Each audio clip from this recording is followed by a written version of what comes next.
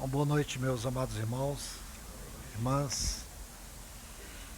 Vamos abrir as nossas Bíblias aqui no livro de Números, capítulo 9.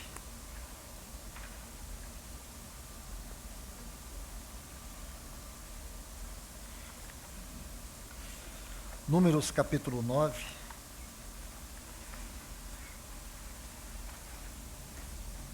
Vamos ler o versículo 15.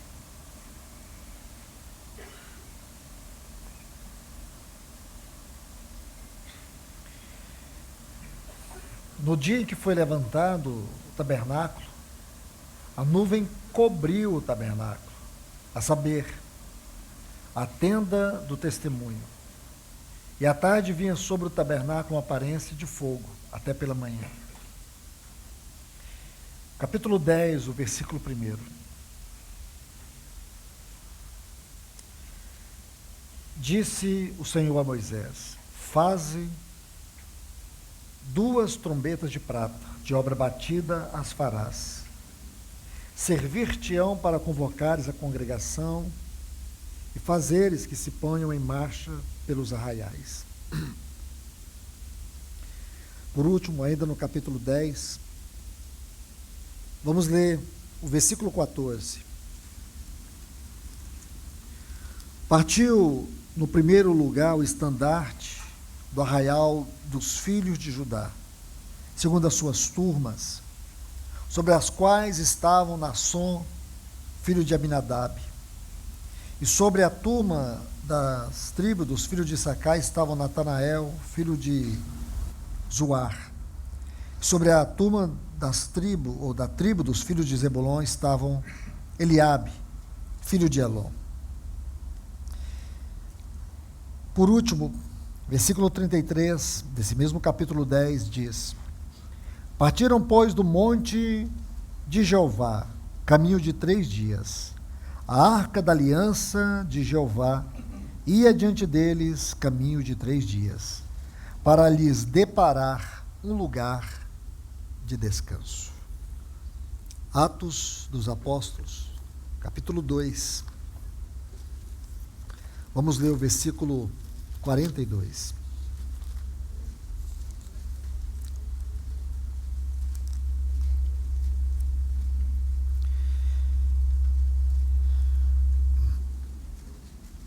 E perseveravam na doutrina dos apóstolos, na comunhão, no partir do pão e nas orações. Vamos orar. Grandioso Deus e Pai, mais uma vez nós estamos aqui reunidos em Teu santo e grande e poderoso nome. Senhor, nós clamamos que o Senhor de maneira muito especial se revele a nós na Tua palavra. Senhor, nós nos colocamos debaixo da Tua voz, debaixo da Tua luz e debaixo do poder eficaz da Tua palavra, Senhor. Que esses textos sejam tomados da unção do Teu Espírito Santo, para que tanto na comunicação como na recepção o Senhor venha ser glorificado. Mostra-te a nós na Tua palavra, Senhor. Que possamos perceber o Teu coração na Tua palavra. Nós te pedimos encarecidamente no nome de Jesus. Amém. Pois bem, meus amados irmãos e irmãs, ontem começamos a estudar esse tema, a urgência do despertamento espiritual. É importante dizer que, particularmente, eu não creio que haverá um avivamento como muitos esperam. Como nós vimos ao longo da história da igreja, nós vimos muitos avivamentos. O que nós estamos aqui estudando nesses dias é sobre a necessidade de um despertamento. Esse despertamento tem a ver com a restauração dos fundamentos e que eles sejam colocados nos seus devidos lugares. Nos últimos anos, por que não dizer, em especial nos últimos 5 anos, onde todo mundo entrou num profundo estado de convulsão, nós temos visto um reflexo disso na nossa própria realidade espiritual. Como igreja hoje, nós temos vivido nesse tempo complexo, nós temos vivido momentos difíceis,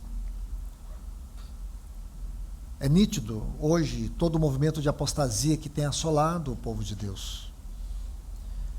E junte-se a isso, os próprios mecanismos que o inimigo tem usado, e ontem eu falei um pouco sobre o espírito da pós-modernidade, o pós-modernismo, e também a modernidade, esse espírito da modernidade, que tem a ver com os aparelhos, da tecnologia, do mundo digital, do mundo virtual, que hoje todos nós estamos inseridos.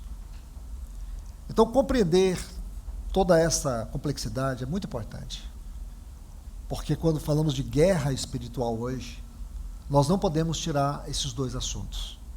Se abordarmos guerra espiritual baseado em principados, potestades, dominadores, hostes espirituais da maldade, que atuam nas esferas celestiais, e não compreender que toda esta classe, ou todo esse clérigo satânico, tem esses dois tentáculos, ou essas duas vertentes, a influência do pós-modernismo na cultura e na fé, e também a modernidade dentro do contexto tecnológico e as suas implicações, o quanto isso tem roubado de nós o discernimento, o quanto isso tem minado nosso coração, tem nos atraído, tem nos distraído e mais ainda, com o propósito de nos destruir.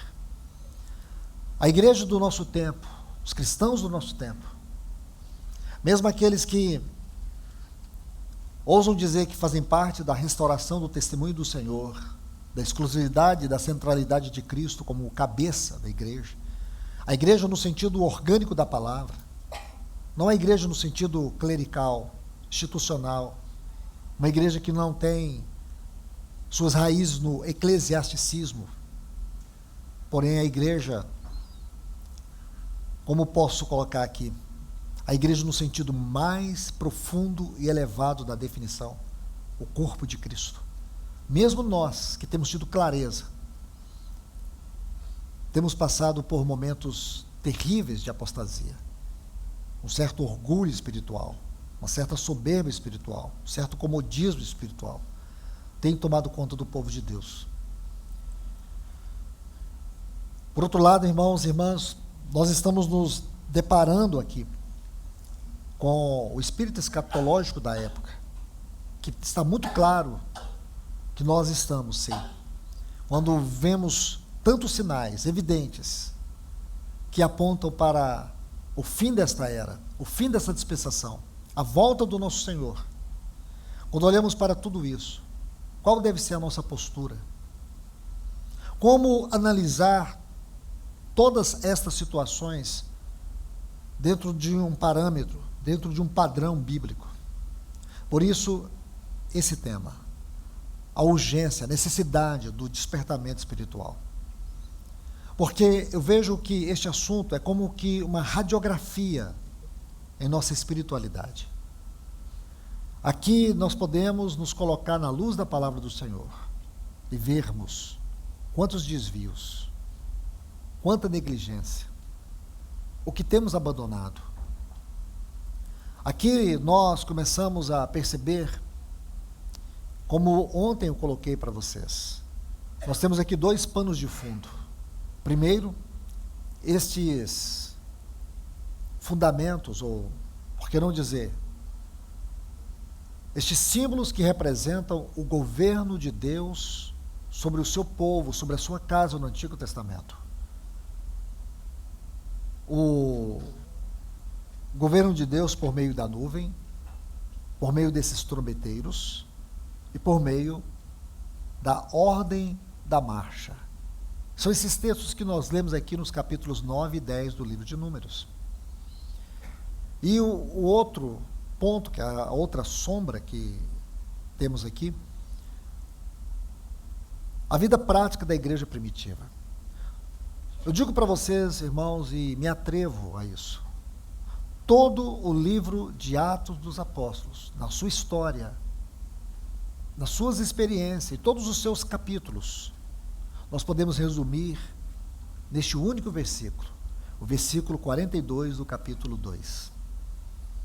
A altura, a largura, o comprimento e a profundidade daquilo que foi a história da igreja primitiva, que está resumida no livro de Atos dos Apóstolos, nós podemos sintetizar tudo isso nesse versículo. E tomando as palavras de ontem, nós temos o desafio de olhar para todas essas histórias e discernirmos apenas do ponto de vista literário, ou então faremos algo melhor.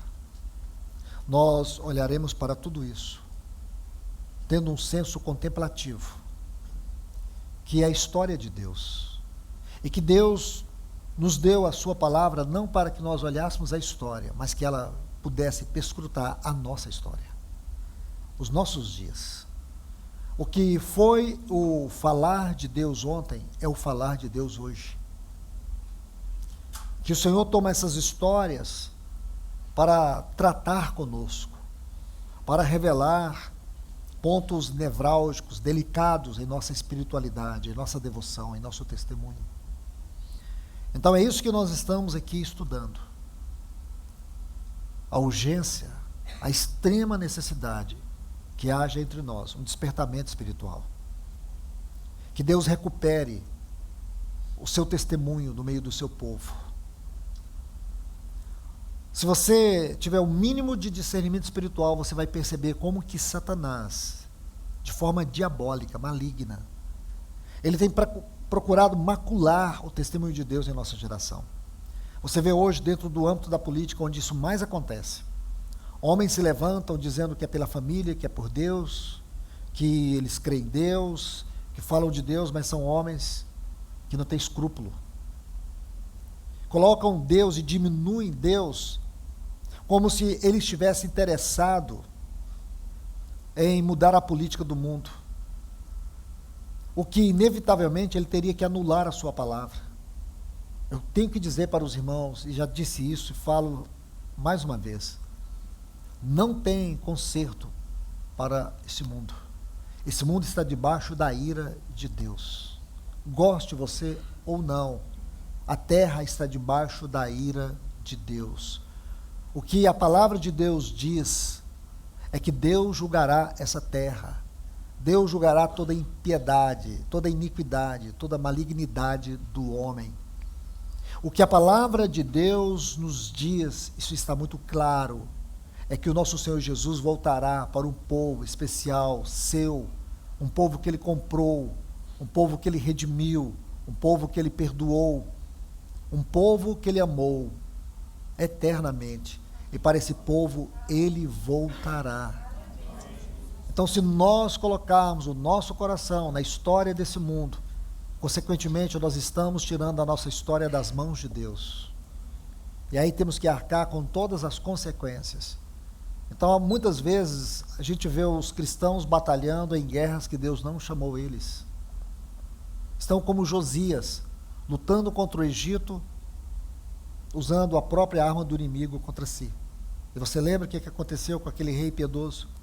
Ele morreu numa guerra que não era dele. Nós estamos aqui pelo testemunho do Senhor. Nós somos a igreja desse tempo e expressamos o testemunho de Deus na terra. E nós estamos aqui pela causa do Senhor e não pelas nossas. Deus não vai se envolver com aquilo que diz respeito a esse mundo. Deus está envolvido. Todo assunto do coração de Deus nesse momento é o retorno do seu Filho para a sua igreja. O seu Espírito está aqui para nos preparar. Então, se nós não atentarmos, com certeza iremos perecer na corrupção, na iniquidade dos poderes das trevas que têm assolado o mundo inteiro. A igreja não é do mundo. Satanás não tem autoridade na igreja. Ele não tem poder de nos matar, de nos roubar e de nos destruir. Mas ele tem poder de nos enganar. Ele tem poder de mentir. Ele tem poder de nos seduzir. Se ele consegue, aí sim, ele tem um terreno para colocar as suas garras sobre nós. Isso é muito sério, porque muitas comunidades cristãs hoje estão perecendo. Muitas comunidades hoje estão sendo preparadas para serem comunidades anticristo. Quando anticristo, se é uma pessoa, se é um espírito, se é um sistema, eu não sei. O que eu sei é que essas três palavras, um corpo, um espírito ou um sistema, tem a ver com anticristo. E o certo é que hoje, uma cristandade que não nasceu de novo, religiosa e espiritualista, está pronta para receber o anticristo. Esta igreja anticristo não é a igreja de Cristo. A igreja de Cristo, ela está comprometida em amar e em apressar a volta de Cristo. Então, amados irmãos, vamos prosseguir aqui.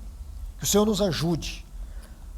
Ontem nós terminamos o nosso período de ensino falando sobre a ordem da marcha. E vocês vão perceber que de vez em quando eu toco em algum ponto, porque o assunto é extenso. E tenho procurado sintetizá-lo, resumi-lo, para que a gente possa ter um aproveitamento melhor.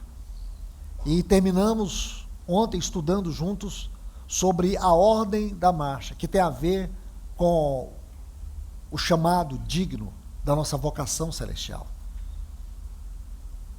Assuntos que nós precisamos permitir que o Senhor passe em revista na nossa vida.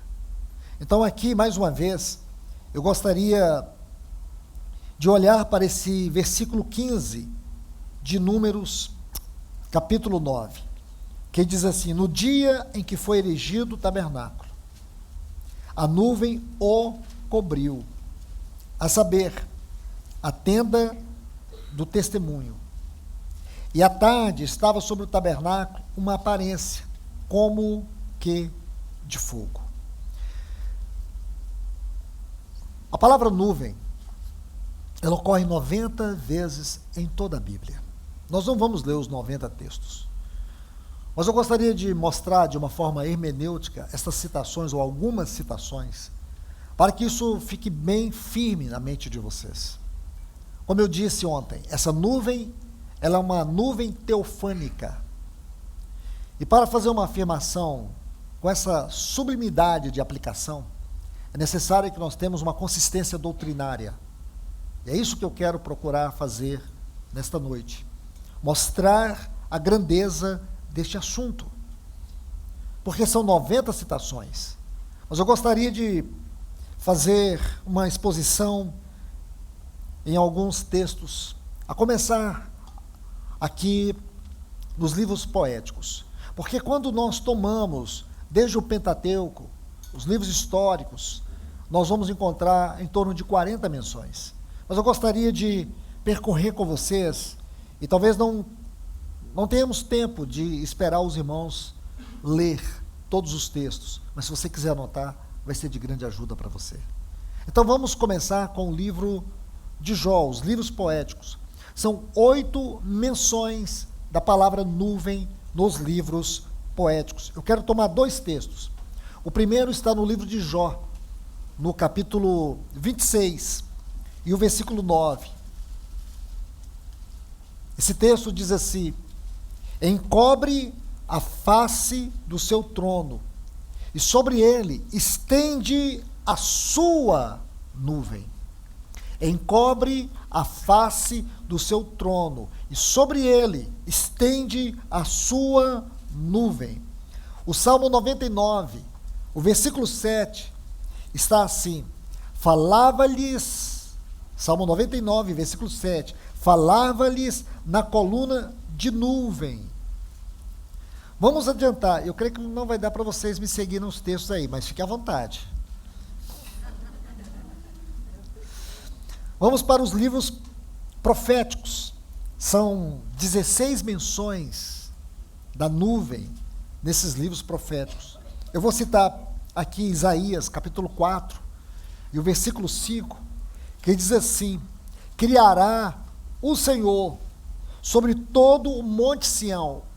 Nunca leia Sião sem essas considerações. Todas as vezes que você lê a palavra Sião, em especial nos livros proféticos, você precisa entender que Sião é o conceito mais elevado que Deus tem do seu povo.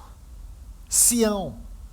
Sião é o conceito mais elevado que Deus tem do seu povo. Então ele diz: criará o Senhor sobre o monte Sião e sobre todas as suas assembleias uma nuvem de dia e fumaça e esplendor de fogo chamejante de noite, porque sobre toda a glória se estenderá um dossel e um pavilhão. E quer dizer, sobre toda a glória haverá proteção. Seria a tradução mais próxima do texto hebraico. Em Ezequiel, capítulo 1, versículo 4, Ezequiel, capítulo 1, versículo 4 diz: olhei, e eis que um vento tempestuoso vinha do norte, e uma grande nuvem com fogo a revolver-se, e resplendor ao redor dela, e no meio disto, uma coisa como metal brilhante que saía do meio do fogo. Vamos mais adiante, para os evangelhos. Nos evangelhos nós vamos encontrar 6 menções à nuvem. Eu quero citar 2 menções. E aqui eu quero incluir uma menção no livro de Atos dos Apóstolos. Mateus 17:5 diz: falava ele ainda, quando uma nuvem luminosa os envolveu. E Lucas 21, versículo 27. Lucas, capítulo 21, o versículo 27. Então se verá o Filho do Homem vindo numa nuvem, com poder e grande glória. Agora a citação de Atos. Atos capítulo 1, versículo 9 diz: dita estas palavras, foi Jesus elevado às alturas, e uma nuvem à vista deles o encobriu dos seus olhos. Agora vamos para as epístolas. Nas epístolas nós temos 3 menções. Vou colocar 2 menções, e todas elas se encontram em 1 Coríntios, capítulo 10, o versículo 1 e também no versículo 2. 1 Coríntios 10, 1 diz: ora, irmãos, não quero que ignoreis que os nossos pais, todos eles, estiveram sob a nuvem. Agora observe o versículo 2, 10, versículo 1 e agora versículo 2, 1 Coríntios. Tendo sido todos batizados, assim na nuvem como no mar, com respeito a Moisés. E por último, em Apocalipse nós temos 5 menções da nuvem. Eu quero colocar 2 textos. O primeiro texto se encontra aqui em Apocalipse capítulo 10, versículo 1. Vi outro anjo forte descendo do céu, envolto em uma nuvem. E no capítulo 14, versículo 14, diz: olhei, eis uma nuvem branca, e sentado sobre a nuvem, um semelhante ao Filho do Homem. Amados irmãos e irmãs, eu fiz toda essa exposição porque eu não quero que fique essas afirmações que foram feitas ontem como se fosse uma mera sombra de um assunto tão importante. O que pude mostrar para vocês ontem sobre a nuvem, que essa nuvem é uma nuvem teofânica. O que é teofania? Teo, Deus, manifestação, revelação de Deus. É isso que significa a palavra teofania. Revelação, manifestação de Deus. Todas as vezes que você estuda essa doutrina, o assunto da teofania, você está falando da presença de Deus, da manifestação de Deus, da revelação de Deus e da glória de Deus no meio do seu povo. É uma palavra que para nós precisa ser abraçada com muito cuidado, com muita alegria. Então veja algo aqui. Nós não temos só uma afirmação, agora nós temos uma exposição. E todos esses textos, eu procurei justamente isso, mostrar uma exposição hermenêutica sobre o assunto da nuvem, esse primeiro símbolo espiritual aqui. Esse símbolo que fala da face de Deus, que fala da glória de Deus, que fala da presença de Deus, que fala da manifestação de Deus sobre o seu povo. Porque quando você tem isso em mente, e você lê novamente o versículo 15 de Números capítulo 9, quando diz que o tabernáculo, quando ele foi levantado, a nuvem o cobriu. Sabemos pela palavra de Deus que a tipologia do tabernáculo aponta para um dos grandes assuntos do Novo Testamento, a casa de Deus, a habitação de Deus, a presença de Deus, o testemunho de Deus. Porque templo, tabernáculo, se você se lembra muito bem, Êxodo capítulo 25, a partir daí, nós vamos ver que o tabernáculo, ele era repartido em 3 partes. A parte exterior, que era o átrio, e 2 partes interiores, o lugar santo e o lugar santíssimo. Então, em primeiro lugar, esse tabernáculo representa a triunidade, a trindade divina. Essas 3 pessoas. E aí nós temos um conceito espiritual que define para nós o que é tabernáculo. Porque quando você lê João, o capítulo 1, versículo 14, e o verbo se fez carne, e habitou, a palavra aqui é tabernaculou, entre nós, porque Deus é um tabernáculo, a trindade é um tabernáculo. Essas 3 dimensões nos falam justamente disso. É o lugar de comunhão, é o lugar da reunião, é o lugar da união dessas 3 pessoas. Não é um conceito teológico, é um conceito eterno. Quando você olha essas verdades dentro de um conceito eterno, essas verdades, elas precisam ser reveladas para nós. E essa é a intenção de Deus. Ele nos dá o seu Espírito para nos revelar verdades celestiais. Verdades celestiais são conceitos eternos. E esses conceitos eternos, eles não servem apenas para nos trazer um entendimento, mas para nos levar a uma experiência. Compreende? Nós precisamos nos libertar da leitura superficial da palavra de Deus. Então, quando nós olhamos esse versículo 15 de Números, capítulo 9, aqui nós temos algo muito especial. Nós temos, em primeiro lugar, uma figura da casa de Deus. A casa de Deus, no Novo Testamento, ela não é uma casa estática. Ela não tinha nada a ver com aquele templo que foi restaurado, no tempo do nosso Senhor Jesus, por Herodes. Aquele templo que foi destruído por Nabucodonosor, quando a Babilônia invadiu Judá, dentro da história do ministério do profeta Jeremias. A casa de Deus, ela é espiritual. Aquilo que Paulo diz para Timóteo, a igreja, a casa de Deus, a coluna e baluarte da verdade. A casa de Deus somos nós. O santuário de Deus somos nós. Uma das verdades mais estupendas sobre este assunto está no capítulo 2 da Epístola aos Efésios. Essa declaração ela é estupenda não apenas pela declaração em si, mas como essa declaração ela aparece nesse capítulo. Porque quando você olha todo esse capítulo 2, lembre-se, se você puder abrir sua Bíblia, Efésios capítulo 2, os 3 primeiros versículos vai dizer assim: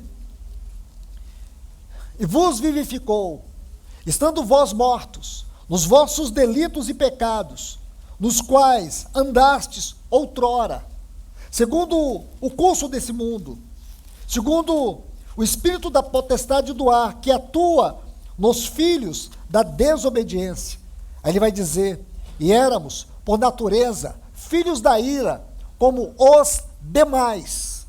Somente esses versículos. Agora, por favor, veja como termina esse capítulo 2, a partir do versículo 20. Ele diz, edificado sobre o fundamento dos apóstolos e profetas, sendo a principal pedra angular o próprio Cristo Jesus, no qual, como ele disse, eu edificarei minha igreja, no qual cada edifício bem conjuntado cresce para ser um santuário, um templo santo no Senhor, no qual também vós sois edificados para ser habitação de Deus no Espírito. Irmãos, olha, eu não sei o que você consegue ver aqui, mas o que eu consigo ver, está claro, esses textos não precisam de interpretação. Eles não carecem de interpretação. Porque os textos, eles falam. E o que esses textos comunicam para nós? Comunicam que aqueles que estavam mortos nos seus delitos e pecados, aqueles filhos da ira, que andavam segundo o curso deste mundo, que estavam debaixo de um espírito de desobediência, estes, que por natureza eram filhos da ira, que estavam debaixo da ira de Deus. Aí no versículo 10 ele vai dizer assim, somos feituras dele. A palavra aqui no texto original é poema. Somos um poema. Irmãos, isso tem que assombrar o nosso coração. Como que homens e mulheres que estavam no estado de morte espiritual, homens e mulheres que estavam debaixo da ira de Deus, homens e mulheres que mereciam a condenação do inferno, nós merecíamos o inferno. Deus não cometeria nenhuma injustiça se nos mandasse para o inferno, porque nós éramos os filhos da ira. Deus não cometeria nenhuma injustiça se nos condenasse eternamente no inferno. Mas Ele não condenou, Ele fez de nós um poema. Esse é o poema. É que Ele fez de nós um santuário para a sua morada no Espírito. Quando Paulo termina isso, ele diz assim, por esta causa, eu me ponho de joelhos. Olha aqui, por esta causa, eu, Paulo, prisioneiro, ele está dizendo, eu sou prisioneiro desta causa. Qual é a causa? Aquela causa que ele viu lá no caminho de Damasco, quando Jesus disse, eu sou Jesus a quem tu persegues. Naquele momento ele descobriu. Isso ele vai dizer lá no capítulo 5, dessa mesma epístola aos Efésios. Ele vai fazer uma declaração tão estupenda. Quando ele diz assim, maridos, amai vossas mulheres, a partir do versículo 27, maridos, amai vossas mulheres como Cristo amou a sua igreja. Olha o que ele diz. Ele coloca isso no ponto mais elevado do que concerne a doutrina da redenção. Ele diz assim, maridos, amai vossas mulheres como Cristo amou a sua igreja. Ele se deu por ela.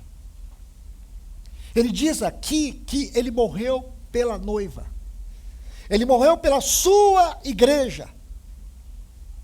A morte dele, claro, tem um poder universal de redimir tudo, mas ela teve uma eficácia.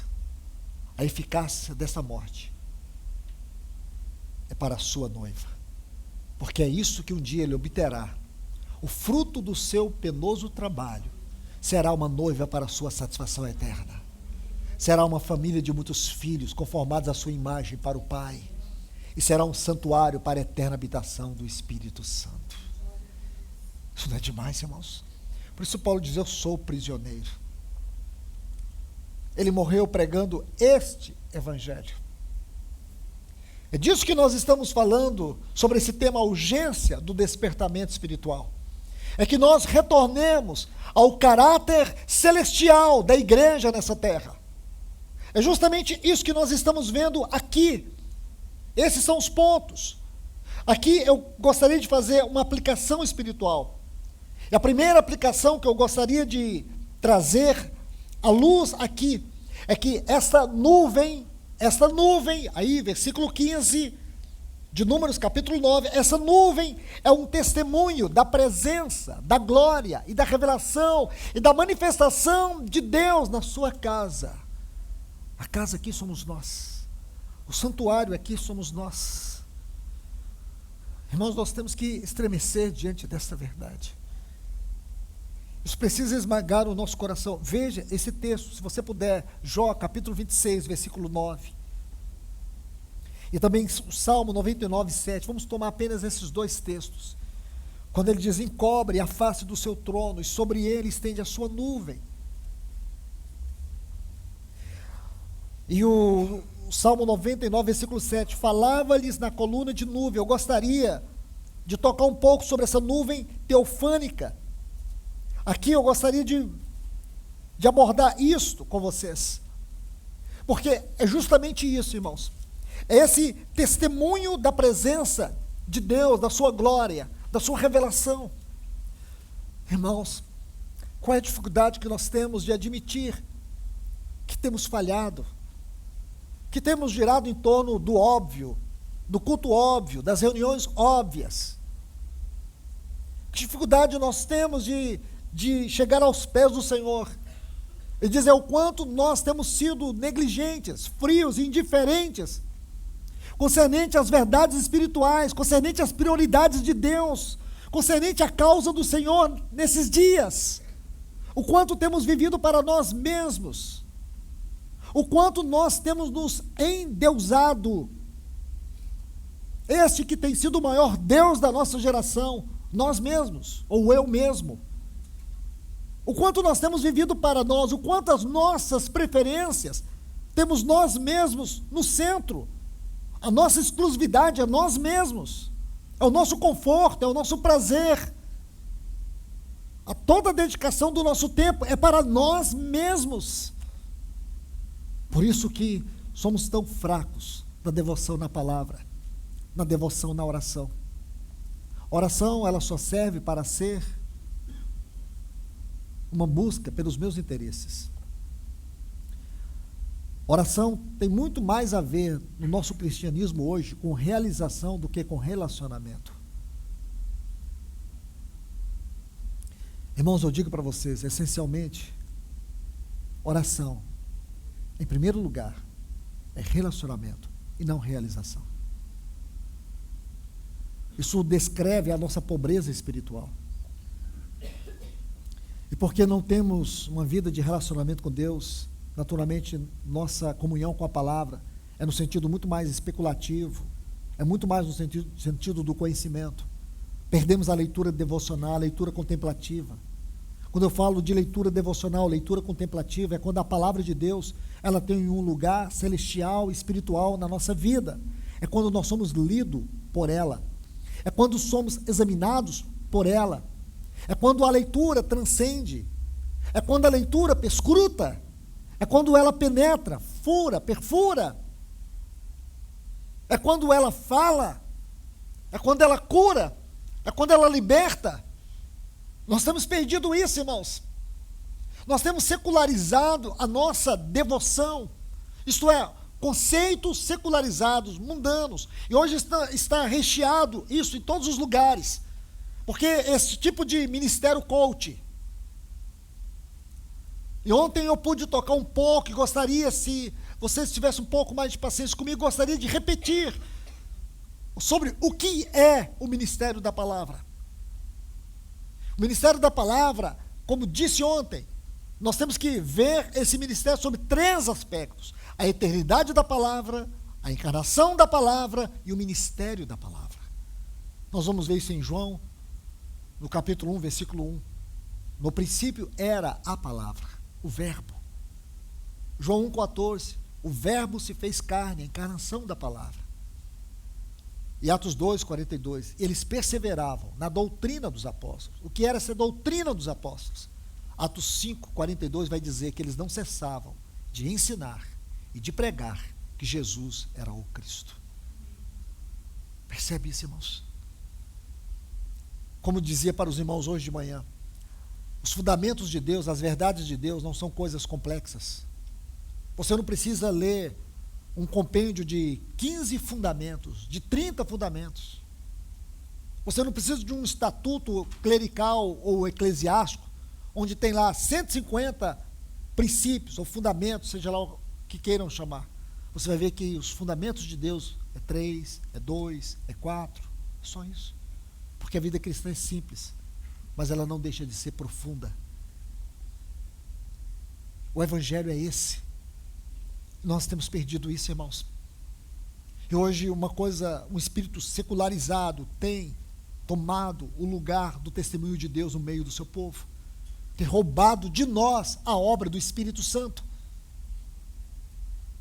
Você pode perceber que o Espírito Santo, ele tem sido uma forma de Cinderela perdida no meio do povo de Deus. Todo mundo acha bonito, mas ele não exerce o seu encabeçamento, porque ele tem sido ignorado, desprezado. E quando pensamos nele, pensamos muito mais em uma forma de sensacionalismo, em forma de movimento, e não como aquele que foi enviado para ser o espírito de habitação, aquele que veio para dentro de nós nos habitar e trazer toda a realidade daquilo que é a pessoa e obra de Cristo Jesus. Este que veio trazer a eternidade para dentro de nós, para ser o nosso paracleto, para estar conosco o tempo todo. Porém, o relacionamento com ele não tem sido cultivado, tem sido desprezado. Amados irmãos, que o Senhor nos ajude. Deixe-me colocar mais um outro ponto aqui para vocês. Observe, havia uma integração entre a nuvem com o tabernáculo. Observe, eu quero tomar uma palavra aqui. Números 9:15, diz que no dia em que foi erigido o tabernáculo, a nuvem o cobriu. Observe, a nuvem o cobriu. E ao final do texto está assim: e à tarde estava sobre o tabernáculo uma aparência de fogo. Aparência de fogo. Observe. Gostaria que você tomasse aqui duas palavras nesse texto: cobriu e aparência. Por quê? Números 9:15. Porque essas duas palavras nos traz a ideia do sobrenatural que deve estar sobre o povo de Deus, sobre a casa de Deus. Escute isso. Essas duas palavrinhas, cobriu e aparência, nos traz a ideia do sobrenatural. Sobrenatural na casa de Deus. Se você tomar a palavra cobriu aqui, a tradução dela do hebraico fala de ocultar. Ocultar. E o termo aparência fala de visão sobrenatural. Fala de uma aparência sobrenatural. Ninguém está vendo. Essa é a ideia. Ninguém está vendo, mas está acontecendo. Ninguém está vendo, mas existe. Ninguém está vendo o sobrenatural, mas existe o sobrenatural. O elemento sobrenatural está sobre o povo de Deus, onde quer que esse povo esteja. Porque foi um do Senhor Jesus que disse: aonde estiver 2 ou 3 reunidos em meu nome, eu estarei presente. Essa ideia da presença, essa ideia da glória, essa ideia da manifestação está incluso aqui nessas duas palavras. E isso por si só deve causar em nós um espanto reverente, como o povo de Deus que reúne em qualquer lugar, seja a quantidade que for, 2 ou 3, no testemunho do povo de Deus, nós temos que ter essa consciência que o nosso louvor, que o nosso aplauso, que o nosso silêncio, que a nossa reverência, que o nosso temor, que a nossa leitura da palavra, que o nosso receber a palavra tem um caráter sobrenatural. Sobrenatural. Porque se podemos olhar tudo isso aqui de um ponto de vista positivo, temos que saber que há algo negativo, que o espírito das trevas, que Satanás, ele tem procurado lançar dardos, que ele tem procurado, em todos os seus movimentos malignos, destruir você, destruir sua casa, destruir seu casamento, destruir seus filhos, causar dano sobre o seu testemunho. Ele tem procurado de todas as formas lançar suas garras por meio de dardos sobre nós. Mas por que não faz isso?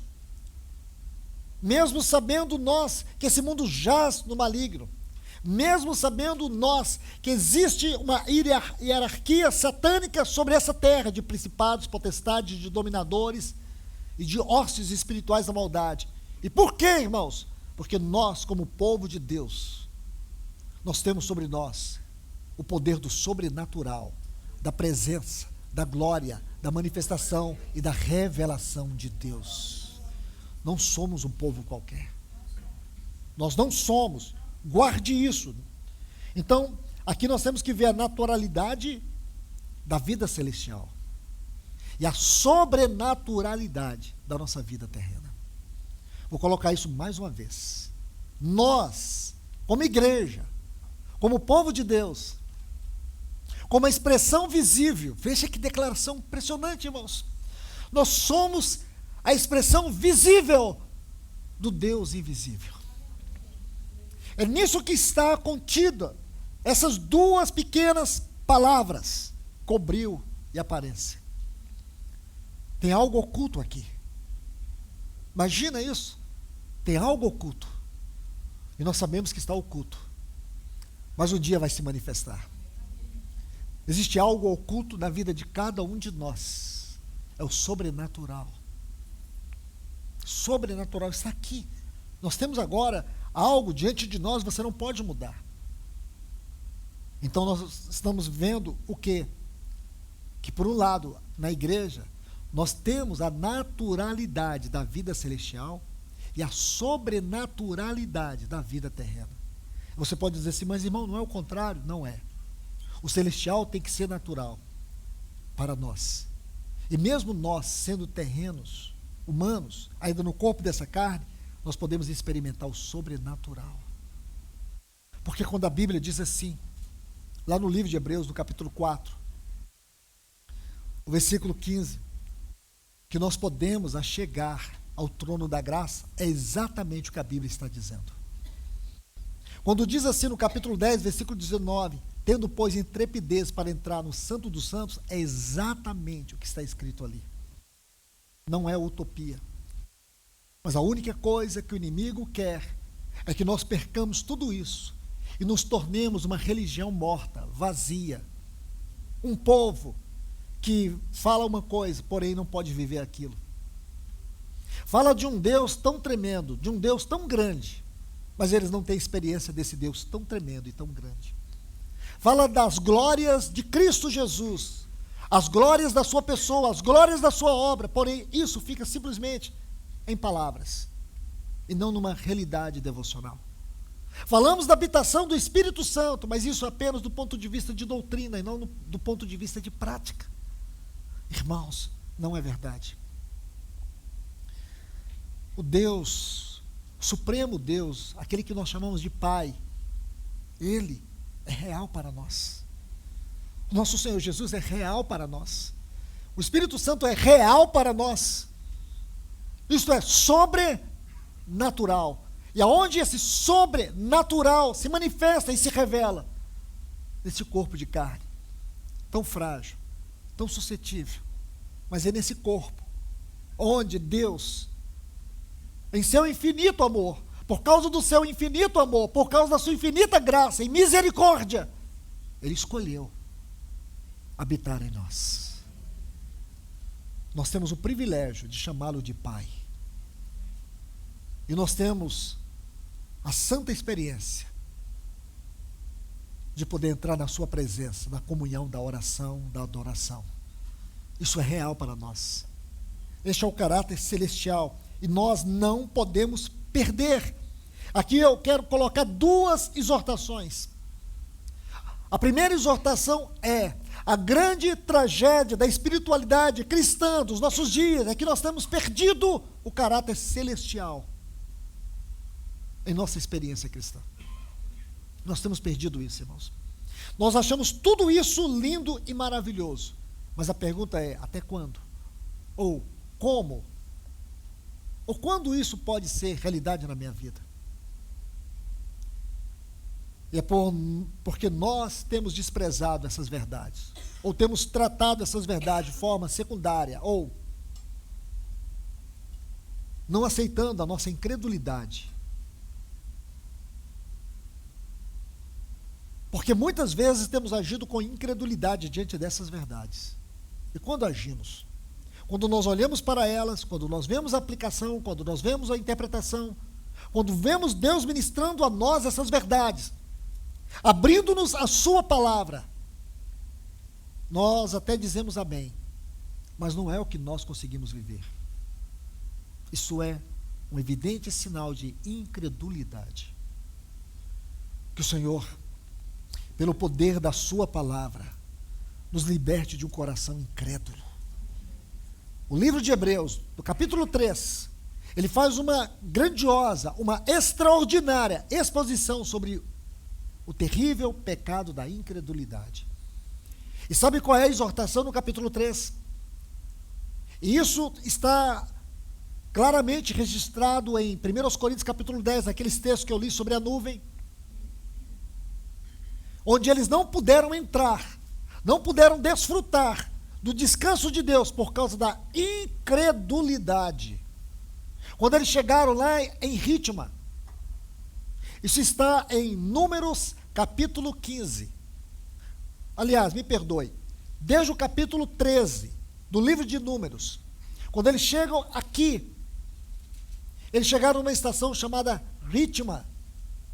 E ali Deus ordenou que eles fossem e espiassem a terra. Ordenou que 12 príncipes de cada tribo, fosse até a terra. Eles viram a terra. Eles confirmaram a palavra de Deus. Eles confirmaram a promessa de Deus. Eles viram todas estas verdades, mas eles viram também os inimigos de Deus. Eles se sentiram tão pequenos diante dos inimigos. Eles se sentiram tão indignos diante daqueles inimigos, que eles voltaram e trouxeram até o testemunho da palavra de Deus e da promessa de Deus, o fruto da terra. E eles disseram: olha, aqui está o fruto, a terra mana leite e mel, isto é, Deus é verdadeiro na sua palavra, mas nós não podemos entrar.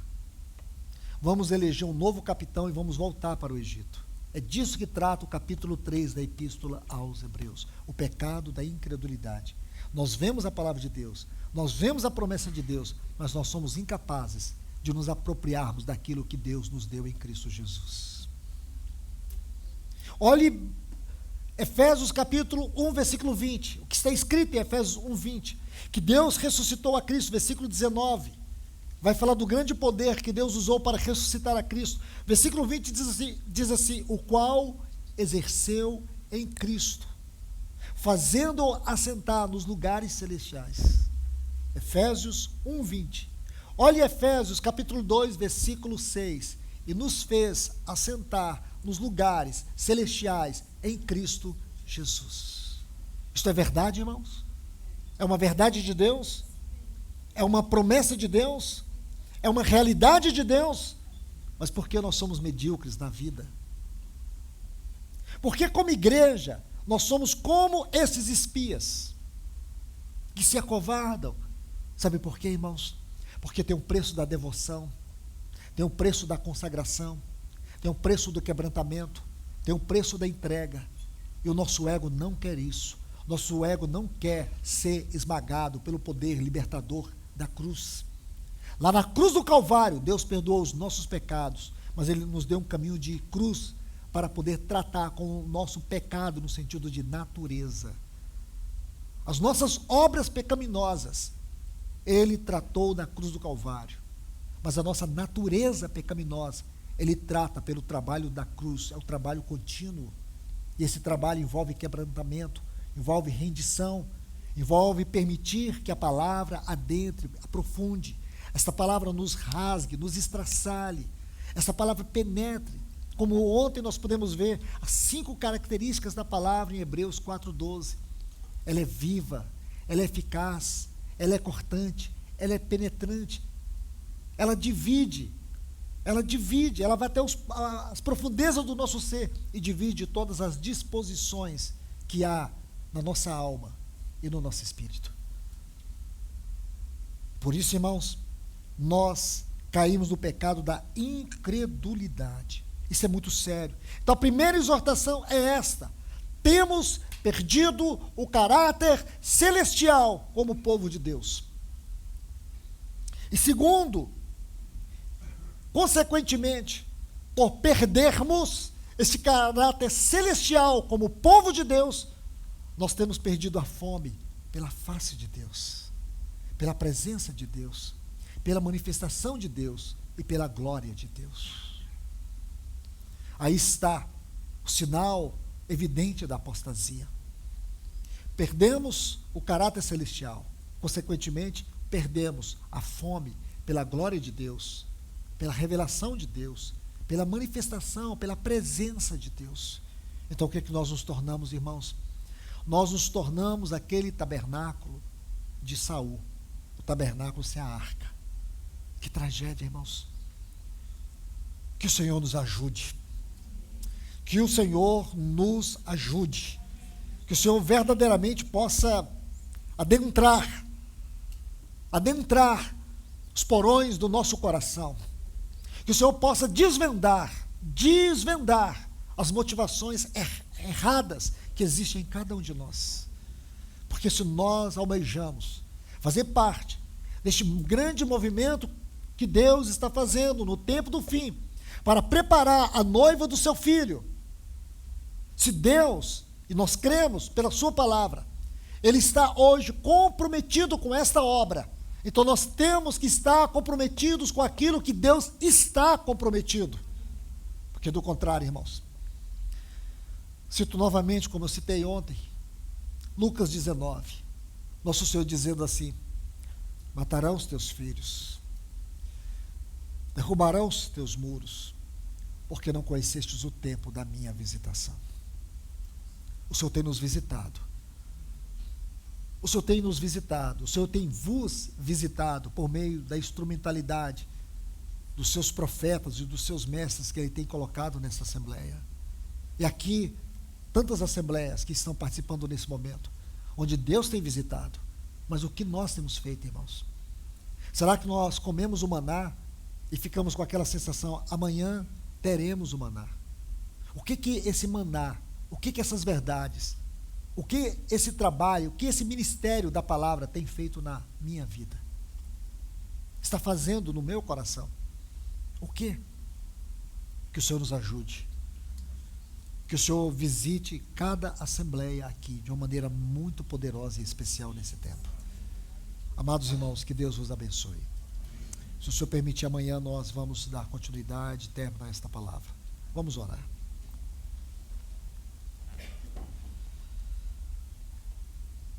Pai, em nome de Jesus, Senhor, nós te pedimos, em nome do Teu Filho, tenha misericórdia de nós, Senhor. Senhor, abre os nossos olhos.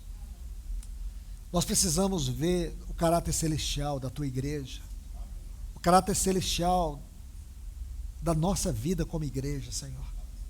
Nos tira desta esfera de mediocridade. Nos tira desta esfera como aqueles 10 espias estiveram. Esse estado de incredulidade, onde nós nos julgamos tão incapazes, tão impotentes, e de fato somos. Mas nunca foi sobre a nossa força. Sempre foi sobre a Tua força, o Teu poder, o Teu Espírito que em nós habita. Ajuda-nos nesta hora, Senhor. Vem e desperta o nosso coração, um despertamento que nos dê fome da Tua glória, fome da Tua presença, fome da Tua manifestação, fome da Tua revelação. Ajuda-nos, Senhor. Ajuda a Tua igreja aqui neste lugar. Ajude, Senhor, as Tuas assembleias, aonde esta palavra está penetrando. Ajude-nos, Senhor. Nos dê consciência do tempo que nós estamos vivendo, da hora que nós estamos vivendo.